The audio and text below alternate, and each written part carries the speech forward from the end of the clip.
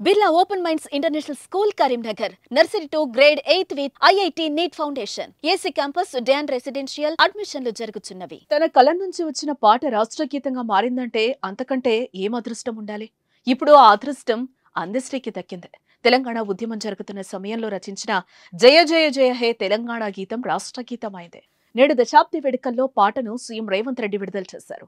హైదరాబాద్లోని parade ground లో తెలంగాణ ఆవిర్భావ దినోత్సవ వేడుకలను ఘనంగా నిర్వహించారు. గన్ పార్క్ వద్ద అమరవీరుల స్తూపానికి సీఎం రేవంత్ రెడ్డి నివాళులర్పించి అనంతరం ఆవిర్భావ దినోత్సవ వేడుకల్లో పాల్గొన్నారు. సీఎస్, డీజీపీ అధికారులు స్వాగతం పలికారు. పెరేడ్ గ్రౌండ్ లో సీఎం రేవంత్ రెడ్డి జాతీయ జెండాను ఆవిష్కరించారు. అనంతరం తెలంగాణ రాష్ట్రం గీతం జయ జయ హే తెలంగాణను సీఎం రేవంత్ రెడ్డి విడుదల చేశారు. పాట విడుదల సందర్భంగా రచయిత అందశ్రీ తీవ్ర భావోద్వేగానికి గురయ్యారు. జై తెలంగాణ అంటూ చేయి పైకెత్తి నినదించి ఉబికి వస్తున్న కన్నీళ్లను ఆపుకుంటూ కనిపించారు. కొత్తగా కొన్ని మార్పులు చేర్పులు చేసి విడుదలైన ఈ పాట తెలంగాణ ప్రజలను ఆకట్టుకుంటోంది. పాటకు Oscar music director MM Keeravani బాణీలందించారు.